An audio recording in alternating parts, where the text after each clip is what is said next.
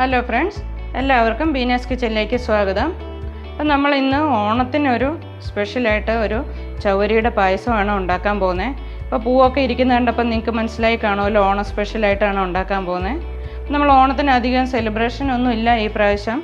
എല്ലാവർക്കും അറിയാം, ഇപ്പോഴത്തെ നമ്മുടെ ആരോഗ്യപരമായ പ്രശ്നങ്ങളൊക്കെ ഉള്ളതുകൊണ്ട് സെലിബ്രേഷനുകളൊന്നുമില്ല. എങ്കിലും നമ്മൾ വീട്ടിലുള്ളവർക്കൊക്കെ ഒരു ചെറിയ പായസമൊക്കെ ഉണ്ടാക്കാമെന്ന് വിചാരിച്ചിട്ട് ഞാനിന്ന് ഒരു ചവ്വരിയുടെ പായസമാണ് ഉണ്ടാക്കാൻ പോകുന്നത്. നമ്മൾ ആദ്യം ഈ ചവ്വരി ഒന്ന് നല്ലതുപോലെ വെള്ളത്തിൽ കഴുകിയെടുത്തിട്ട് അരിച്ചെടുക്കണം. അപ്പോൾ നമ്മളൊരു 200 ഗ്രാം ചവ്വരിയാണ് എടുത്തിരിക്കുന്നത്. ഈ ചവ്വരി ഇത് നമ്മൾ ഈ കപ്പയുടെ സ്റ്റാർച്ചാണ് ഇത് ഈ ചവ്വരി എന്ന് പറയുന്ന സാധനം. അപ്പോൾ നമ്മൾ അതിൻ്റെ പൊടിയൊക്കെ കാണും, അതുകൊണ്ട് നമ്മൾ നല്ലതുപോലെ വെള്ളം ഒഴിച്ചൊന്ന് ഇത് നല്ലതുപോലെ കഴുകിയിട്ട് അരിച്ചെടുക്കണം. പിന്നെ നമ്മളൊരു ചെറിയ ചൂട് പാലിനകത്ത് 1 മണിക്കൂർ ഇതൊന്ന് കുതിരാൻ വെക്കും. അത് കഴിഞ്ഞിട്ടാണ് ഉണ്ടാക്കുന്നത്. അപ്പം നമുക്ക് അതിന് വേണ്ടിയിട്ട് പിന്നെ പാല്, പഞ്ചസാര, നമ്മൾ നട്ട്സൊക്കെ വീട്ടിൽ നമ്മുടെ കയ്യിലുള്ളതൊക്കെ ചേർക്കാൻ പറ്റും. അപ്പം നമുക്ക് ആദ്യം തന്നെ ഇതൊന്ന് കഴുകി അരിച്ച് നമ്മൾ നല്ലതുപോലെ ഒന്ന് കഴുകി വാരി എടുക്കണം. കഴുകി വാരി നല്ലതുപോലെ എടുത്തു കഴിഞ്ഞാൽ നമ്മൾ അതിൻ്റെ അകത്ത് പൊടിയൊക്കെ ഒന്ന് പോയി കിട്ടും. നല്ലപോലെ ഒന്ന് കഴുകിയിട്ട് നമുക്ക് അരിച്ചെടുക്കാം.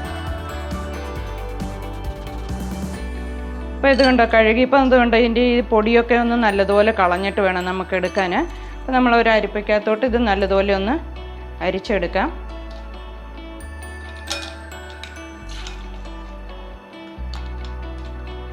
പിന്നെ ഇതിൻ്റെ പൊടിയൊക്കെ കാണും, അതുകൊണ്ട് അത് പോകാൻ വേണ്ടിയിട്ടാണ് നമ്മൾ കഴുകി വാരിയതുകൊണ്ട് ഇത് നമ്മൾ ഉപയോഗിക്കേണ്ട. അപ്പോൾ നമ്മൾ ഇതുപോലെ ഇങ്ങനെ കഴുകി വാരി എടുത്തിട്ട് ഇതിനകത്ത് നമ്മൾ 1 ഗ്ലാസ് പാല്, അതൊരു ചെറിയ ചൂട് പാലിടുവാണെങ്കിൽ നല്ലതായിരിക്കും. നമുക്കൊരു ചെറിയ ചൂട് പാലൊഴിച്ച് ഇതൊന്ന് 1 മണിക്കൂർ ഒന്ന് കുതുക്കാൻ വെക്കാം. കുതിർന്ന് കഴിഞ്ഞിട്ട് നമുക്ക് ഉണ്ടാക്കാം. അപ്പോൾ ഇത് നമുക്ക് 1 മണിക്കൂർ ഒന്ന് വെക്കാം. അപ്പം ചവ്വരിയൊക്കെ ഇത് കണ്ടാൽ നമ്മൾ 1 മണിക്കൂർ ഒന്ന് പാലിൽ കുതിർത്ത് വെച്ചതാണ്. നല്ലതുപോലെ കുതിർന്ന് വന്നിട്ടുണ്ട്. കുതിർന്നിട്ടാണെങ്കിൽ നമ്മൾ പായസം ഉണ്ടാക്കുമ്പോൾ നല്ലപോലെ പെട്ടെന്നാകുകയും ചെയ്യും.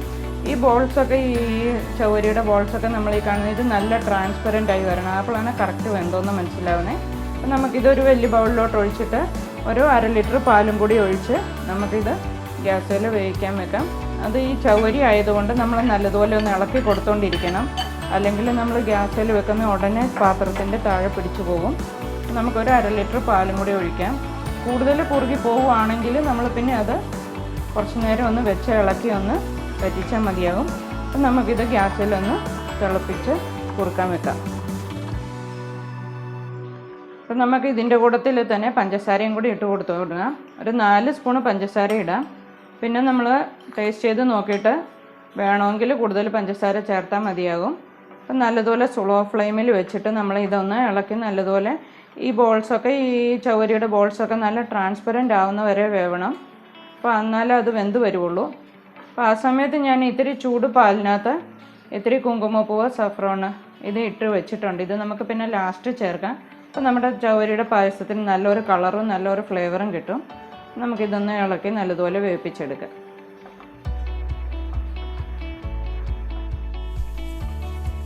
അപ്പം നമ്മുടെ ചവ്വരിയൊക്കെ നല്ലതുപോലെ വെന്തിട്ടുണ്ട്. കണ്ടോ, ആ ചവ്വരിയുടെ ബോൾസൊക്കെ നല്ലതുപോലെ വെന്ത് മേളിലോട്ട് പൊങ്ങി വന്ന് നല്ല ട്രാൻസ്പെറൻ്റ് ആയിട്ടുണ്ട്. ഈ കണക്കിന് മതിയാവും. അപ്പം നമുക്ക് ഗ്യാസ് ഒന്ന് ഓഫാക്കാം. ഗ്യാസ് ഓഫാക്കിയിട്ട് നമ്മൾ ഒരു 2 വലിയ സ്പൂണ് മിൽക്ക് മെയ്ഡ് നമുക്ക് ചേർക്കാം. നല്ല ടേസ്റ്റ് ആയിരിക്കും. നമ്മുടെ ചവ്വരിയുടെ കൂടെ വേറെ ഒന്നും നമ്മൾ ചേർക്കാനൊന്നുമില്ല. അതുകൊണ്ട് ഇപ്പോൾ മിൽക്ക് മെയ്ഡൊക്കെ ഇത്തിരി കൂടുതൽ ചേർക്കുകയാണെങ്കിൽ നല്ല ടേസ്റ്റ് ആയിരിക്കും. ഈ സമയത്ത് എല്ലാവരും ഒന്ന് നോക്കണം, മധുരമൊക്കെ മതിയാകുമെന്ന്. പോരെങ്കിൽ നമ്മൾ കുറച്ച് പഞ്ചസാരയും കൂടി ഈ സമയത്ത് ചേർത്ത് കൊടുക്കാം. അപ്പം നമ്മൾ അതിൻ്റെ കൂട്ടത്തിൽ ഞാനിപ്പോൾ ആ ചൂട് പാലിനകത്ത് ഒരു പിഞ്ച് സഫ്രോൺ ഇട്ട് വെച്ചിരുന്നതാണ്. അത് നല്ല കളറുമായി. നമുക്കത് ചേർക്കാം. കൂടുതൽ ഒരു 2-3 ഏലക്ക പൊടിച്ചത് നമുക്ക് ചേർക്കാം. ഏലക്കപ്പൊടിയൊക്കെ പാലിൻ്റെ കൂടെ ആകുമ്പോൾ നല്ല ടേസ്റ്റ് ആയിരിക്കും. അപ്പോൾ കുറച്ച് ഞാൻ കിസ്മസ് നമ്മൾ നെയ്യിലൊന്ന് വറുത്ത് വെച്ചിട്ടുണ്ട്, അതും ഇടാം. കുറച്ച് അണ്ടിപ്പരിപ്പ്, കാഷ്യൂനട്ട് അതും കൂടി ഇടാം. കുറച്ച് പിസ്തയൊക്കെ ഞാൻ അരിഞ്ഞു വെച്ചിട്ടുണ്ട്, അത് നമുക്കൊന്ന് മേളിലിട്ട് എടുക്കാം. നമുക്ക് ഈ പായസം നല്ലൊരു സെർവിംഗ് ബൗളിലോട്ടൊന്ന് മാറ്റാം.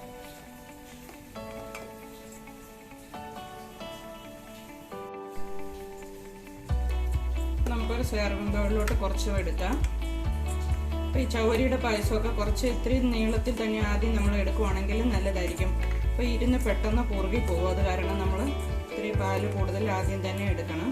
പിന്നെ കുറുകി പോയാൽ ഇത്തിരി തിളപ്പിച്ച പാല് നമ്മൾ ഒഴിച്ചൊന്ന് മിക്സ് ചെയ്തെടുക്കുവാണെങ്കിൽ കുഴപ്പമില്ല. അപ്പോൾ ഇതൊക്കെ നല്ല ചൂടോടുകൂടി തന്നെ കുടിക്കണം, എങ്കിലേ അതിൻ്റെ ആ ടേസ്റ്റ് വരുള്ളൂ.